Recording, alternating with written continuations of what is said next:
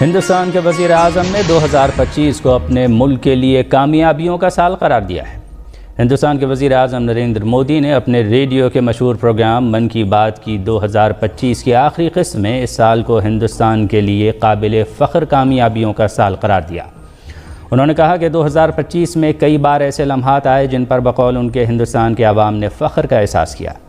ہندوستان کے وزیر اعظم کا یہ بیان ایسے وقت میں سامنے آیا ہے کہ ملک کے ممتاز انگریزی اخبار دی ہندو نے 26 دسمبر کی اشاعت میں رخصت پذیر سال 2025 کو ناکامیوں کا سال قرار دیا ہے۔ دی ہندو نے اپنی اس رپورٹ میں لکھا ہے کہ 2025 میں خاص طور پر خارجہ پالیسی اور خارجہ روابط کے میدان میں حکومت اپنے وعدے پورے کرنے میں ناکام رہی ہے۔ ہندوستان کے وزیر اعظم نے کامیابیوں میں پہلگام دہشت گردانہ حملے کے بعد آپریشن سندور کو خاص طور پر ذکر کیا، جبکہ دی ہندو نے لکھا کہ پہلگام دہشت گردانہ حملے کے بعد ہندوستان اپنے اقدامات کی عالمی حمایت حاصل کرنے میں ناکام رہا۔ دی ہندو نے امریکی ٹیرف بڑھائے جانے پر ہندوستان کے مبہم موقف، اس کے علاوہ روسی تیل کی درآمد کم کرنے کے ساتھ ہی نیپال اور بنگلہ دیش کے سلسلے میں بھی ہندوستان کی خارجہ پالیسی کو ناکام قرار دیا ہے۔ افغان طالبان کی انٹیلیجنس ایجنسی کے سربراہ عبدالحق واسق کے معاون مولوی نعمان کابل میں ہونے والے ایک دھماکے میں مارے گئے۔ افغان میڈیا نے مقامی ذرائع کا حوالہ دیتے ہوئے کہا ہے کہ مرنے والے شخص کی شناخت مولوی نعمان کے نام سے ہوئی ہے۔ رپورٹس کے مطابق یہ واقعہ کابل کے علاقے بوٹ خاک میں مولوی نعمان کے گھر کے اندر پیش آیا۔ دھماکے کے نتیجے میں مولوی نعمان موقع پر ہی جاں بحق ہو گئے، جبکہ ان کا بیٹا زخمی ہوا۔ افغان میڈیا کا کہنا ہے کہ طالبان حکام نے تاحال واقعے پر کوئی باضابطہ بیان جاری نہیں کیا اور نہ ہی دھماکے کی وجہ واضح کی گئی ہے۔ تاہم شبہ ہے کہ دھماکہ گیس سلنڈر میں نصب بارودی مواد کے پھٹنے سے ہوا ہے۔ اسلامی جمہوریہ ایران نے قومی سطح پر تیار شدہ 3 پیش رفتہ سیٹلائٹس آج خلا میں روانہ کر دیے ہیں۔ صومالیہ کے صدر نے غزہ سے فلسطینی عوام کی جبری نقل مکانی کی مخالفت کی ہے۔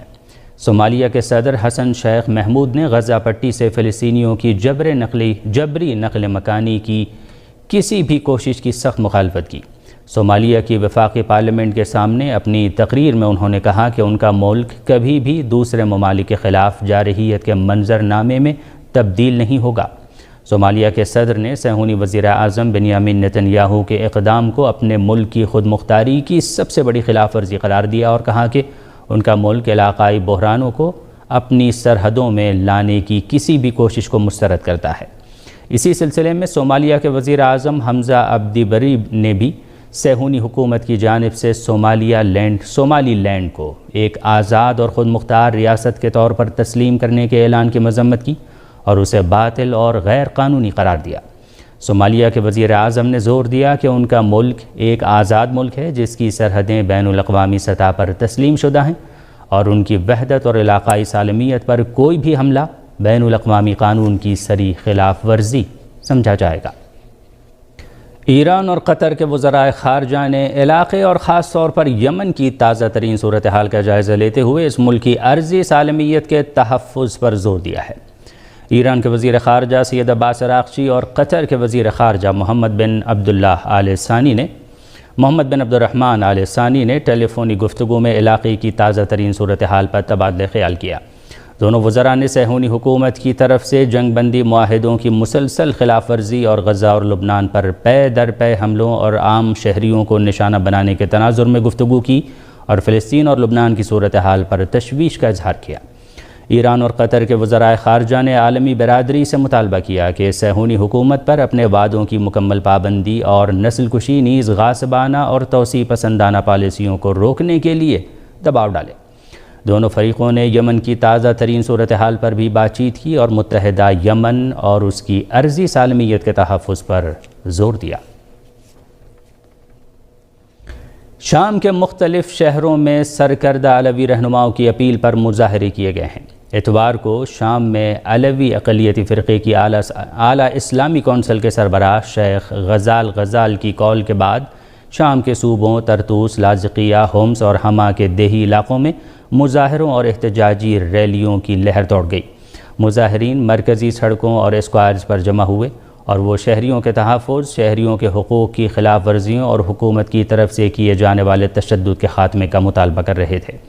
عینی شاہدین کے مطابق جبلہ شہر سمیت بعض علاقوں میں مظاہرین کو منتشر کرنے کے لیے براہ راست فائرنگ کی گئی، جس کے نتیجے میں متعدد افراد زخمی ہو گئے۔ شام کے مقامی ذرائع نے یہ بھی اطلاع دی ہے کہ لاذقیہ شہر میں عبوری حکومت کی فورسز نے عوام پر فائرنگ کی اور درجنوں مظاہرین کو زخمی کر دیا۔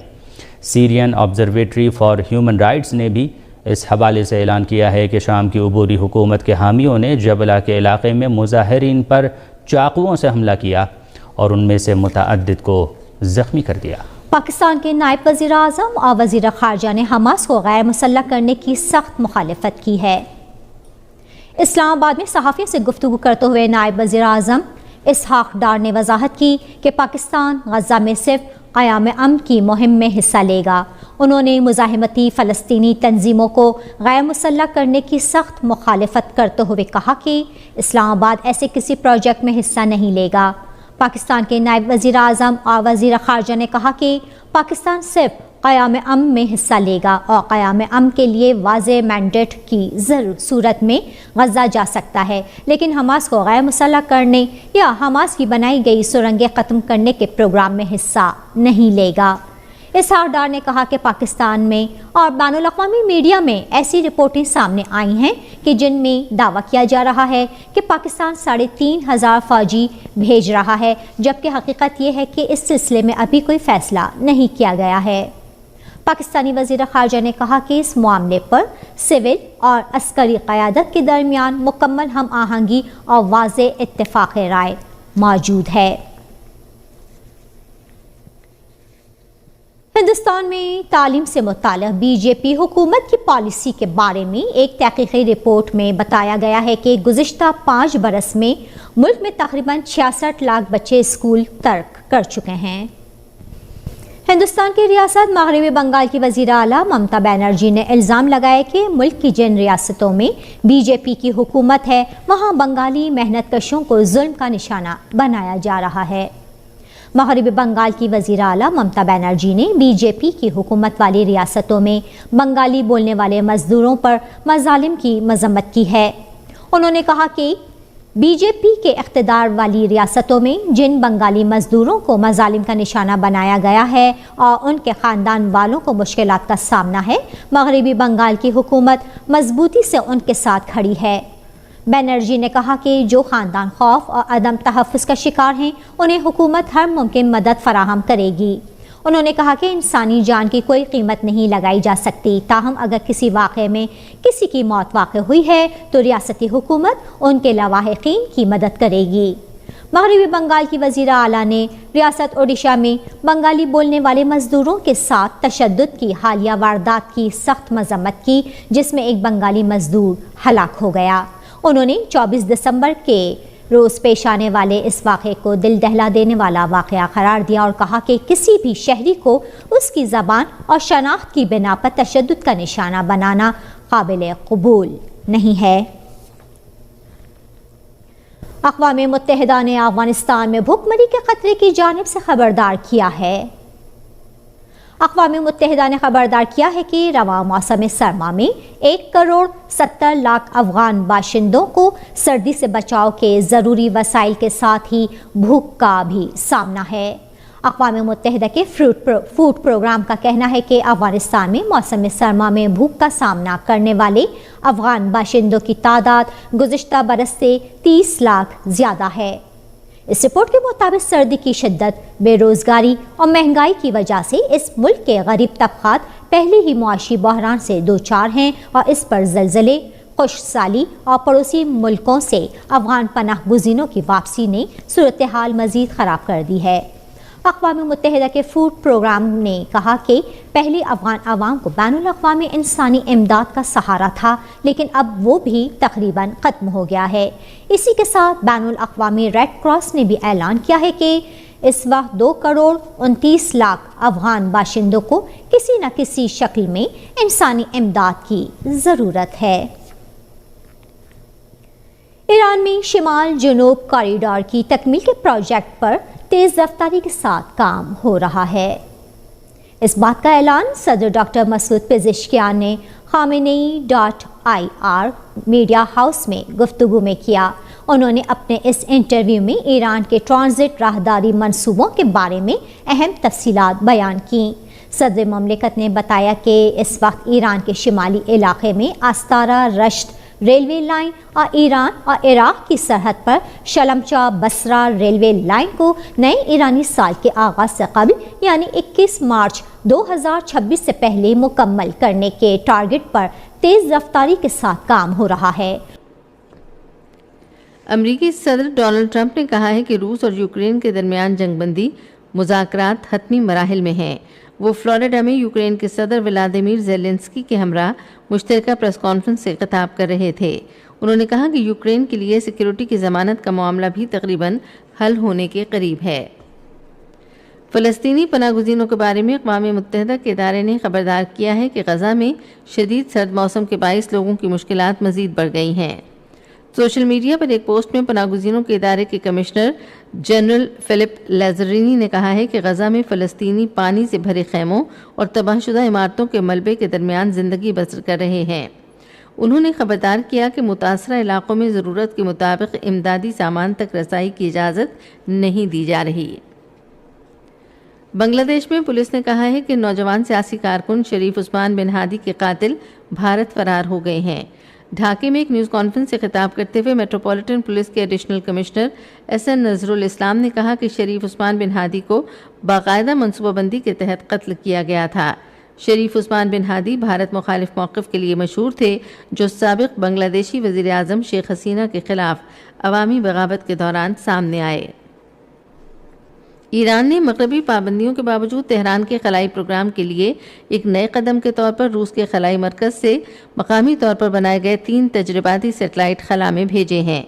سرکاری خبر رساں ایجنسی IRNA کے مطابق ایران کا خلائی پروگرام پرامن مقاصد کے لیے ہے اور وہ جوہری پروگرام پر عائد اقوام متحدہ کی سلامتی کونسل کی قراردادوں کی پاسداری کرتا ہے۔ 19 سال سے کم عمر کھلاڑیوں کی ایک روزہ میچوں کی سہ فریقی کرکٹ سیریز میں پاکستان اپنا دوسرا میچ آج ہرارے میں زمبابوے کے خلاف کھیلے گا۔ میچ پاکستان کے معیاری وقت کے مطابق دوپہر 12:30 بجے شروع ہوگا۔ قدرتی آفات سے پیدا ہونے والی صورتحال سے نمٹنے کے خیبر پختونخوا کے صوبائی ادارے نے کل سے اگلے مہینے کی 1 تاریخ تک صوبے کے بیشتر علاقوں میں بارش اور پہاڑوں پر برف باری کا انتباہ جاری کیا ہے۔ PDMA خیبر پختونخوا کے مطابق تمام ڈپٹی کمشنرز کو ہدایت کی گئی ہے کہ وہ اس دوران کسی بھی جانی اور مالی نقصان سے بچنے کے لیے احتیاطی اقدامات کریں۔ حکام نے تمام متعلقہ محکموں کو بھی ہدایت کی ہے کہ وہ ممکنہ طور پر مٹی کے تودے گرنے سے بند ہونے والی رابطہ سڑکوں کی بحالی کے لیے چوکس رہیں۔ سیاحوں کو مشورہ دیا گیا ہے کہ وہ اس دوران صوبے کے پہاڑی اور برفانی علاقوں میں جانے سے گریز کریں۔ محکمہ موسمیات کی پیشگوئی کے مطابق آئندہ 12 گھنٹوں کے دوران ملک کے بیشتر حصوں میں موسم سرد اور خشک، جبکہ بالائی علاقوں میں مطلع جزوی طور پر ابرآلود رہنے کا امکان ہے۔ تاہم شمالی اور مغربی بلوچستان میں مطلع جزوی طور پر ابرآلود رہنے، تیز ہوائیں چلنے اور گرج چمک کے ساتھ بارش متوقع ہے۔ پنجاب اور بالائی سندھ کے میدانی علاقوں میں صبح اور رات کے اوقات میں دھند چھائی رہے گی۔ آج صبح ریکارڈ کیا گیا بعض شہروں کا درجہ حرارت: اسلام آباد 6 ڈگری سینٹی گریڈ، پشاور اور مظفر آباد 7، لاہور 9، کراچی 13، کوئٹہ اور مری 3، جبکہ گلگت 2 ڈگری سینٹی گریڈ۔ محکمہ موسمیات کے مطابق سری نگر، لیہ، پلوامہ، اننت ناگ، شوپیاں اور بارہمولہ میں مطلع جزوی طور پر ابرآلود اور موسم انتہائی سرد رہنے کی توقع ہے، جبکہ جموں میں موسم سرد خشک اور صبح کے وقت دھند پڑنے کا امکان ہے۔ آج صبح ریکارڈ کیے گئے درجہ حرارت: سری نگر اور اننت ناگ میں 1 degree centigrade, Shopian, Pulwama اور بارہمولہ 0، جموں 8 اور لیہ میں -10 ڈگری سینٹی گریڈ۔